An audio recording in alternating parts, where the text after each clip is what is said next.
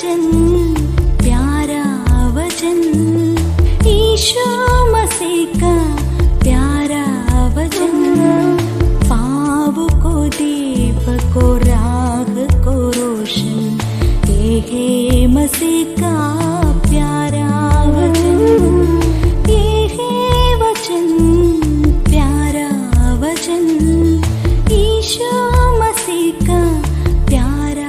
परमेश्वर के धन्य नाम की महिमा हो। प्रभात मनन के सत्र 1728 में आप सभी का बहुत ही विनम्रता के साथ स्वागत करता हूँ। आइए आज के मनन के लिए हम पढ़ते हैं फिलेमोन अध्याय 1 पद 1 और 2। पौलुस की ओर से जो मसीह यीशु का कैदी है, और भाई तिमुथियुस की ओर से हमारे प्रिय सहकर्मी फिलेमोन और बहन अफिया, और हमारे साथी योद्धा अर्किपुस और फिलेमोन के घर की कलीसिया के नाम। पढ़ी गई पद से हमें यह संकेत मिलता है कि कुलुस्से की कलीसिया फिलेमोन के घर में इकट्ठी होती थी। प्रथम शताब्दी के लगभग सभी कलीसियाएं इस प्रकार किसी न किसी विश्वासी के घर में इकट्ठी होती थी, जहां कई लोगों को इकट्ठे होने की सुविधा थी। फिलेमोन एक धनी व्यक्ति होने के कारण उनका घर संभवतः बड़ा ही होना चाहिए। अपने घरों को कलीसिया के लिए इकट्ठा होने हेतु देना एक आसान काम नहीं है, जो फिलेमोन करता था। जब जब कलीसिया इकट्ठी होती है, घर के मालिक को अपने घर को इस प्रकार समझना होगा कि ये उनका घर नहीं है, बल्कि कलीसिया के हर एक सदस्य का है। घर मालिक का छोटा सा भी व्यवहार अगर किसी दूसरे सदस्य को दुखी किया, तो वो विश्वासी आगे सभाओं में नहीं आने की संभावना है। कटिहार की कलीसिया उसके शुरुआती वर्षों में हमारे ही डेरे में इकट्ठी हो जाती थी, इसलिए मुझे इस विषय का अच्छा अनुभव है। घर में इकट्ठी हो जाने वाली कलीसियाओं की सूचना हमें सबसे पहले प्रेरितों के काम 2 की 46वीं पद में मिलती है। जैसे कि हम जानते हैं, पेंतकोस्त के दिन में ही कलीसिया में सदस्यों की संख्या 3120 हो चुकी थी। प्रेरितों के काम 14 अध्याय में आते ही निम्न संख्या 5000 पार होते हुए हम देखते हैं। प्रेरितों के काम अध्याय 4 पद 4। प्रेरितों के काम 2 की 46 से मिलने वाली सूचना के अनुसार हम ये अनुमान लगा सकते हैं कि विश्वासी वचन सीखने के लिए यरूशलेम मंदिर में प्रेरितों के पास इकट्ठे हो जाते थे, परंतु यरूशलेम के विभिन्न कस्बों में छोटी छोटी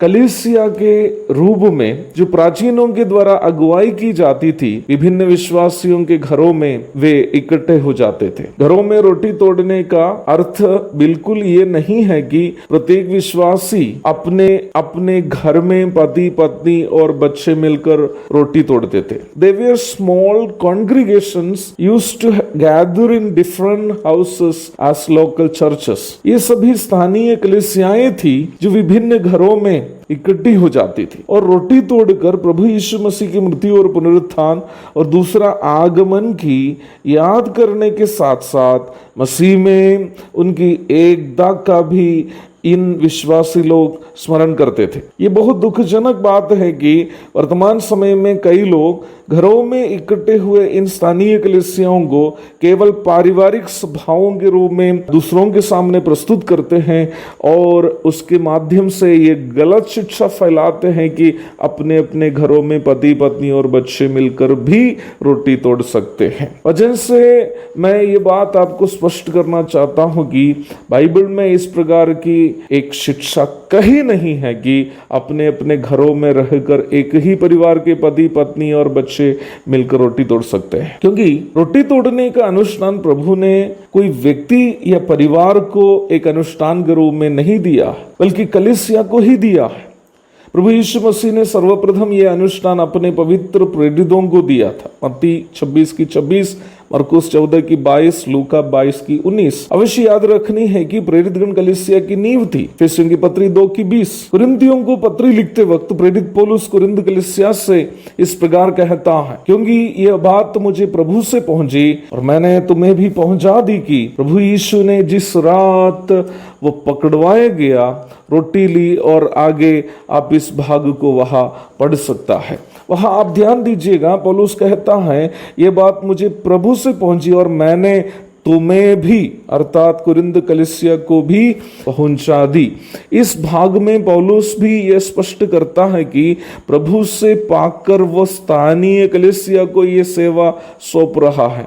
और इस तथ्य का दूसरा महत्वपूर्ण प्रमाण यह है कि नया नियम में हम कहीं भी यह नहीं देखते हैं कि किसी घर में उसी घर के सदस्य केवल इकट्ठे होकर रोटी तोड़ने की सेवा निभाई है। इसलिए ही घरों में पति पत्नी और बच्चे केवल मिलकर रोटी तोड़ने का कार्य एक गलत शिक्षा है, गलत प्रथा है, और मसीही विश्वासियों के इस गलत प्रथा से अवश्य दूर रहने हैं। हमें स्थानीय कलीसियाओं के महत्व समझकर उसका सम्मान करना है और विभिन्न घरों तथा विभिन्न भूमिकाओं से आए हुए विश्वासियों के साथ संगति बनाए रखने में हमें तत्पर रहने हैं। और विभिन्न भूमिकाओं से आए हुए विश्वासियों की एकता का भी रोटी से भाग लेना एक प्रतीक है जो स्थानीय कलीसियाओं में की जानी चाहिए। एक और शुभ दिन की धन्य कामनाओं के साथ आज का मनन में यहाँ समाप्त करता हूँ। प्रभु आप सबको आशीष दे।